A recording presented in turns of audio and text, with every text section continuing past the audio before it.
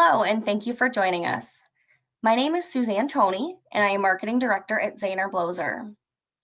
Zaner Blozer is proud to once again partner with NCEA to support the dedicated Catholic school educators across the country and the world. Today, we bring you a session from Laura Stewart that is part of our three-part introduction to the science of reading. You can learn how to access the second and third parts of this webinar series, as well as our Science of Reading Hub, by visiting us in the virtual exhibit hall. As I mentioned, we've partnered with educator and organizational leader Laura Stewart for our presentation. Laura has served as a teacher, administrator, adjunct professor, and director of numerous professional development initiatives across the country. She was the Vice President of Professional Development for the Roland Reading Foundation and the Chief Academic Officer for Professional Development at Highlights for Children. Laura's current role as the National Director of the Reading League fits her perfectly, as her passion is empowering educators to positively impact all students and ultimately change the course of literacy achievement in the United States. She presents nationally and internationally and is a published author. Laura mentions a handout during her session, and there will be a QR code for you to scan. You may want to have the camera on your phone ready so you can easily access the document she's referencing. We thank you for everything you do for your students, and thanks once again for joining us. Here's Laura. Greetings, everyone, and thank you for joining me today as we launch into this first of our three-part series on the science of reading. So today we're going to explore the basics of the science of reading, specifically what does the evidence say that can guide effective instruction. As Suzanne said, I am the National Director at the Reading League. The Reading League is a nonprofit organization with the mission to advance the awareness, understanding, and practice of evidence-aligned instruction. When we think about this topic, I want us to keep in mind our overall goal, which is ensuring that all of our students learn to read in the primary grades, enabling them to get off to a great start and eventually flourish as literate citizens of the 21st century. To me, this is the greatest challenge and the greatest promise of our time, and I'm guessing that you probably agree. And of course, as you know, there is a lot of buzz around this topic right now. Just to point out a few of the resources that have been in the news recently, which have really elevated the discussion around the science of reading. Education Week published a commentary back in March of 2019 around the reading crisis and what educators need to know. Ed Week also has a fabulous series called Getting Reading Right, which offers a summary around the science of reading.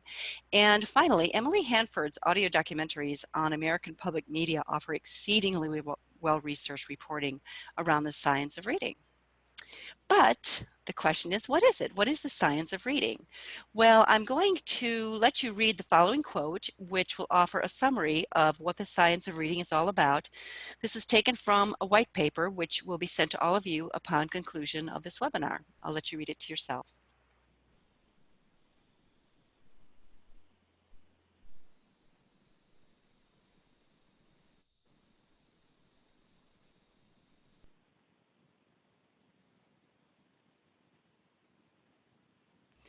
So I think this is a really exciting time to be in our profession with this robust body of knowledge to drive our practice.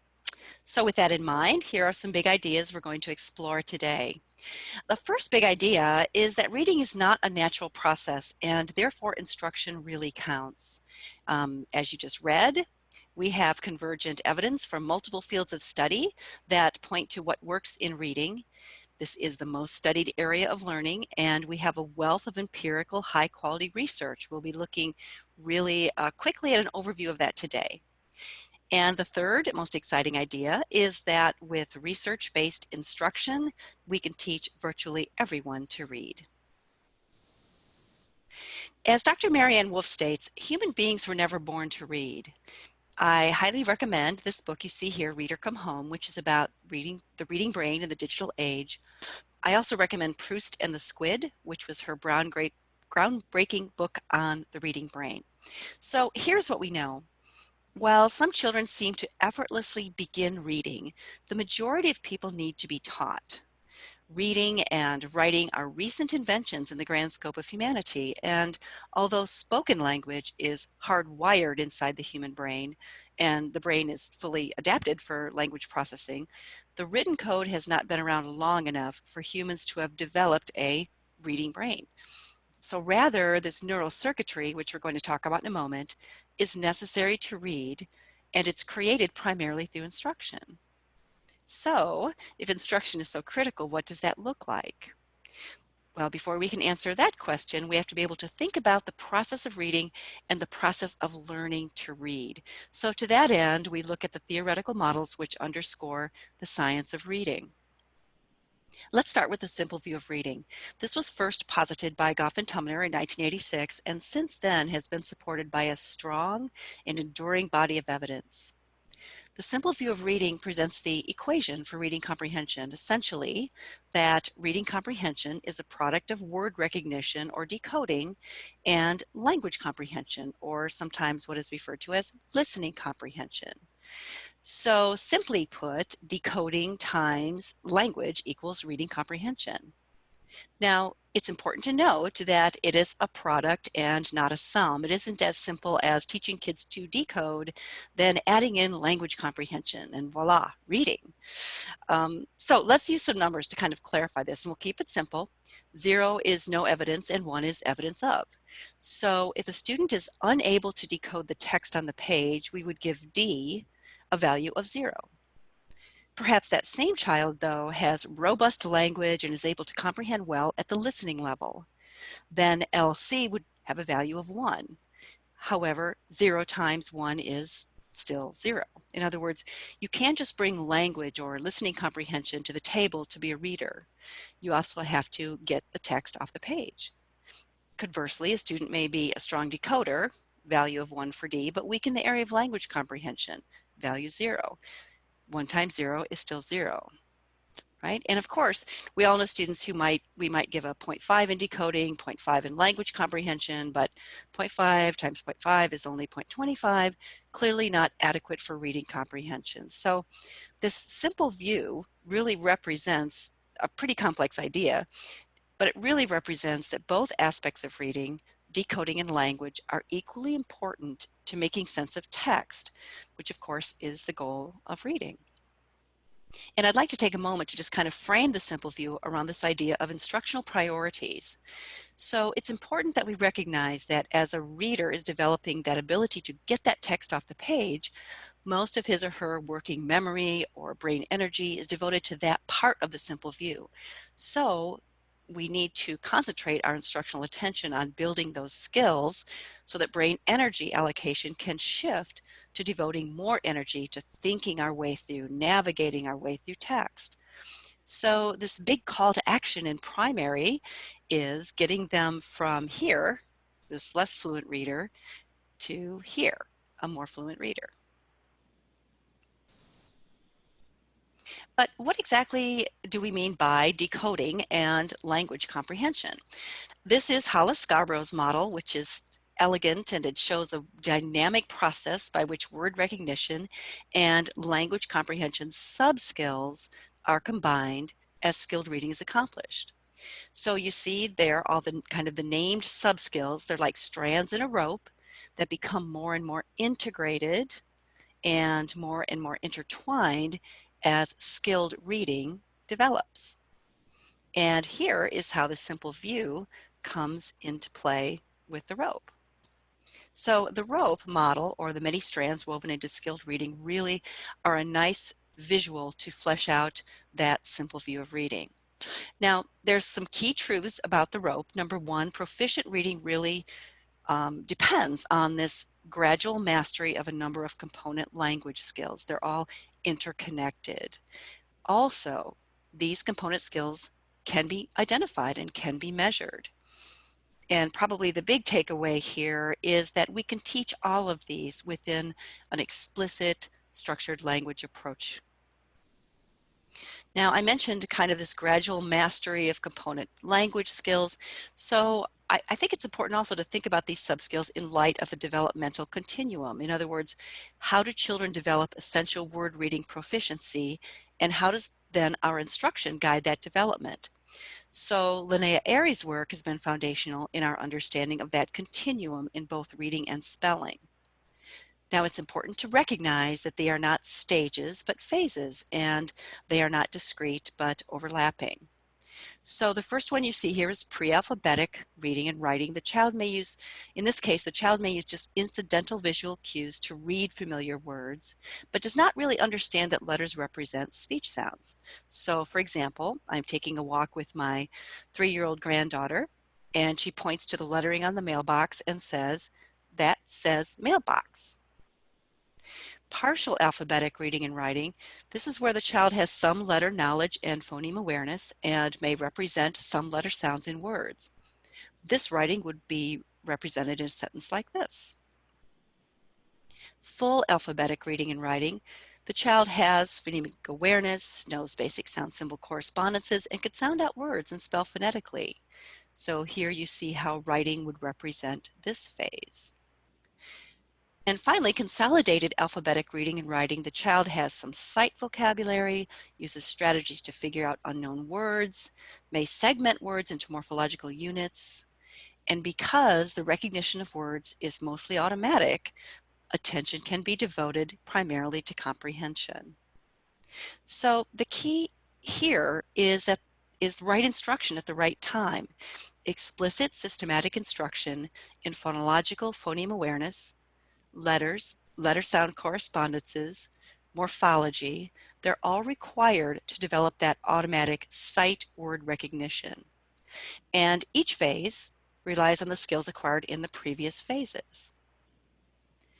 I want to unpack this idea of sight words a little more. So when we speak of sight words, I'm not talking about memorizing a stack of words on flashcards. That would be assuming that reading were a visual process, which it is not. So let's just touch on this idea for just a moment on orthographic mapping.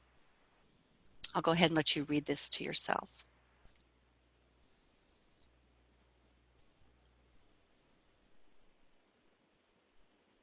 Orthographic mapping is the name given to the process of this kind of effortless retrieval of words inherent in skilled reading. So the orthographic mapping process essentially explains how a reader develops a sight vocabulary. Readers move from letter sound knowledge to phonic decoding to orthographic mapping. And we can see in the brain where this area develops. So this is not a visual process. We don't store and retrieve words visually. Every step in this word reading development requires this deep and secure phonologic integration. So orthographic mapping is an outcome of effective reading instruction, and once it's in place and we have access to those sight words, that kind of rapidly accelerates acquisition of more.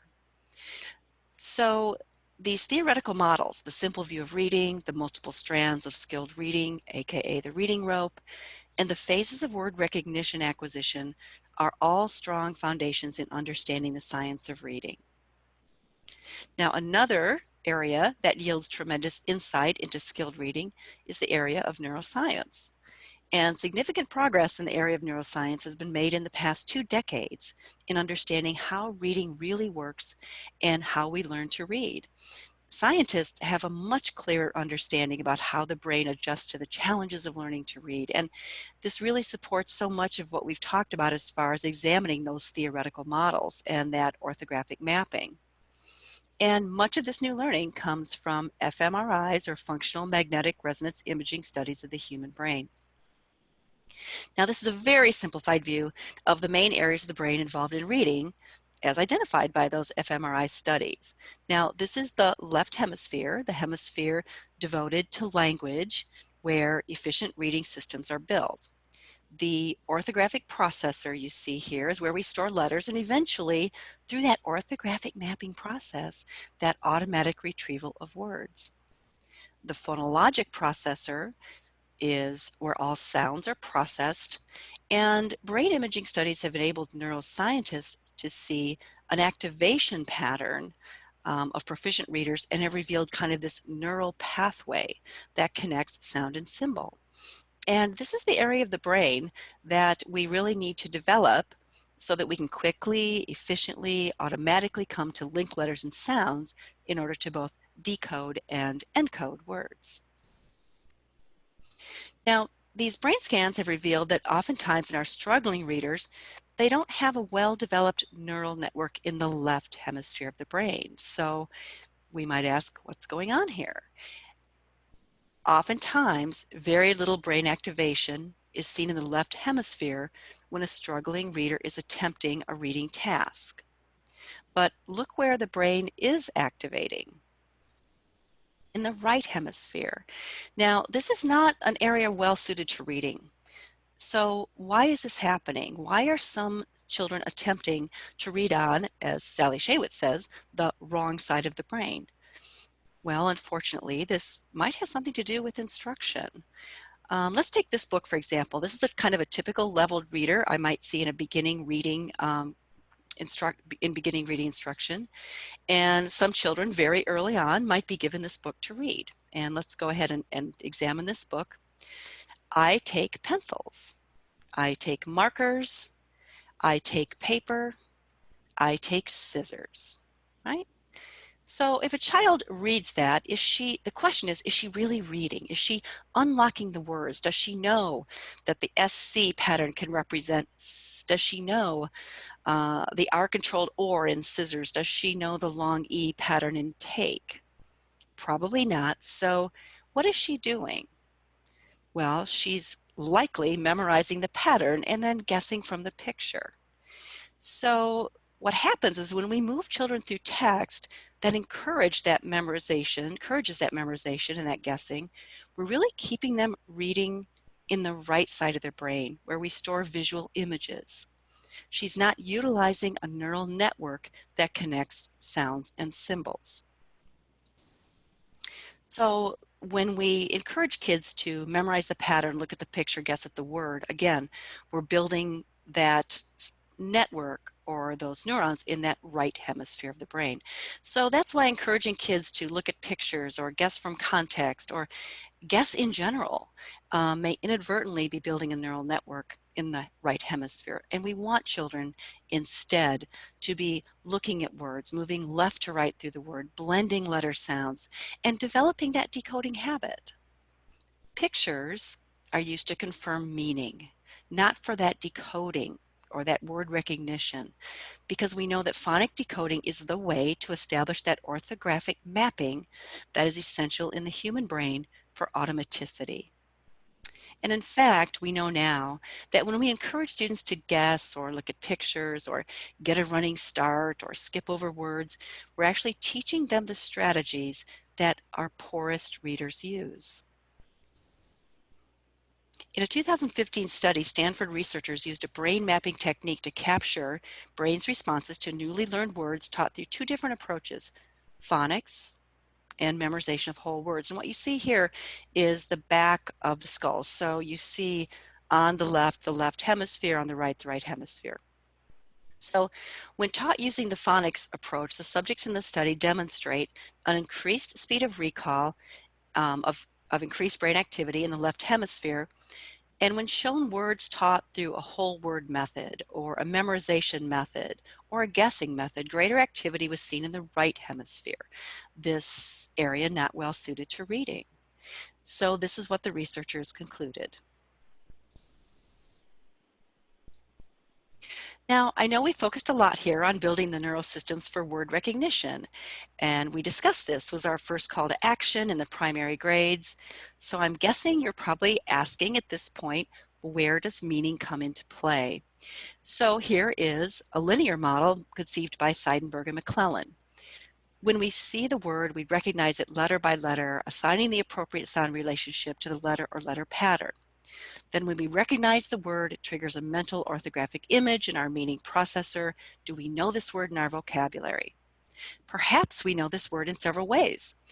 Our context processor helps us sort through that. So we continue to develop our context processor through experience and continued language use, verbal or in print. But what is the foundation? the phonologic orthographic connection. That is why that word recognition or decoding side of the simple view is so important as the foundation for all the other processes involved in reading. Now, one question I often get is this true for all children? Stanislaw Sahane, one of, if not the world's leading authority on the neuroscience of language, states in his best-selling book, Reading in the Brain, that it's simply not true. There are hundreds of ways to learn to read. When it comes to reading, we all have roughly the same brain that imposes the same constraints and the same learning sequence.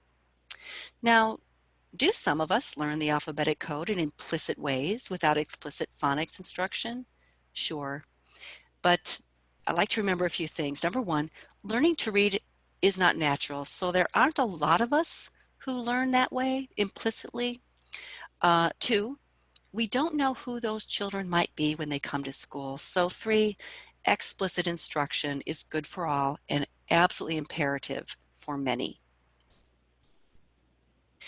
And Dr. Mark Seidenberg says in his excellent book, How do children learn to read? The answer is the same for all children. Cultural, economic, and educational circumstances obviously affect children's progress, but what they need to learn does not change. So, we've examined the theoretical models that provide us with a foundation for reading instruction. We've looked at the neuroscience, which sheds light on the process of reading. So let's spend just a couple more minutes on a quick review of the what and the how. What makes up the components of the science of reading? In other words, what do we focus on instructionally? I'm going to go back to the work of the National Reading Panel in 2000. This is one of those major synthesis in reading research that I referred to before.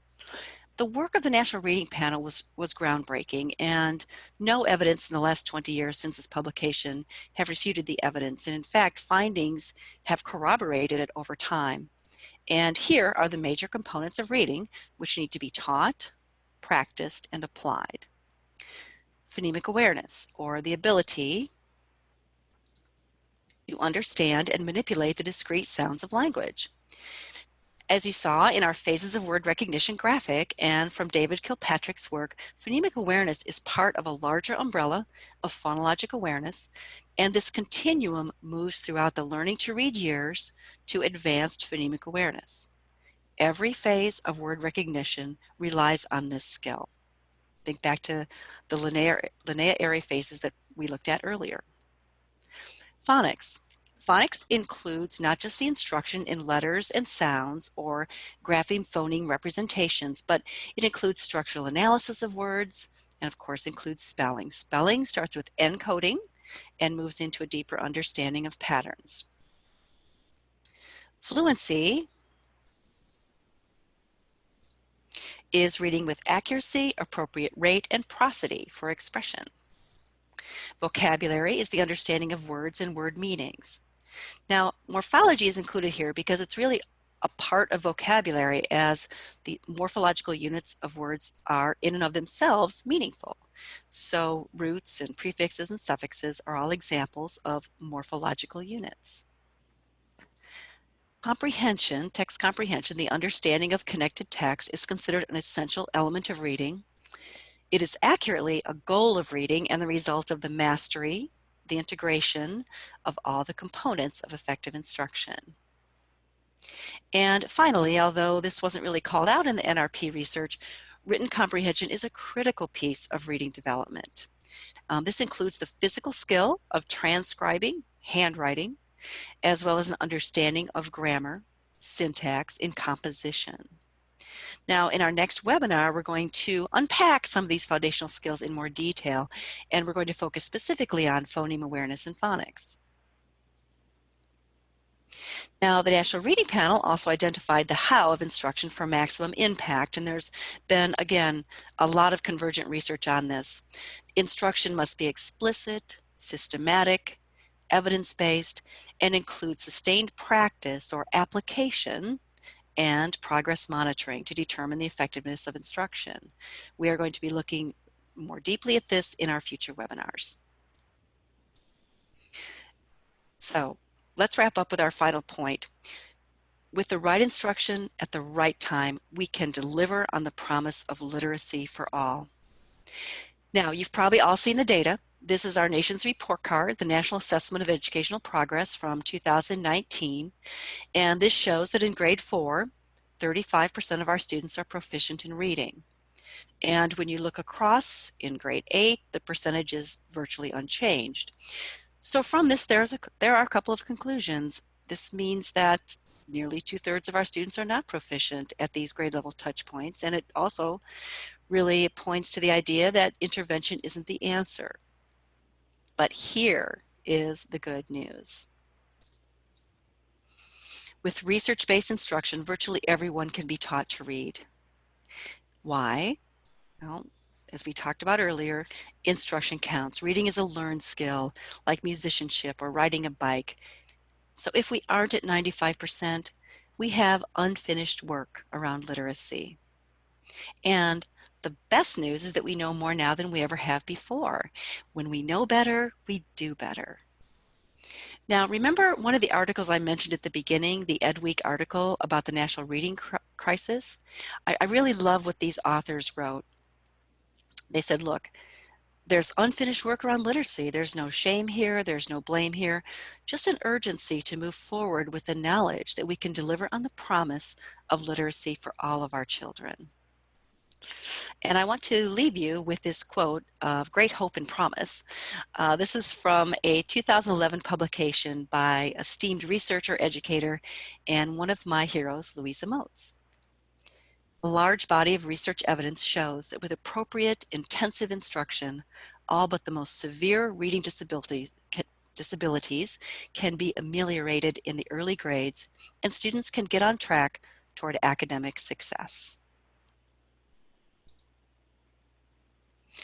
So, speaking of heroes, I want to thank you, each and every one of you who joined us today on this webinar. You are my heroes every day, out there doing your part to achieve this shared goal for children. Thank you. Thank you for tuning in today, and thank you for the work you do, and I hope that you'll join us on our future webinars.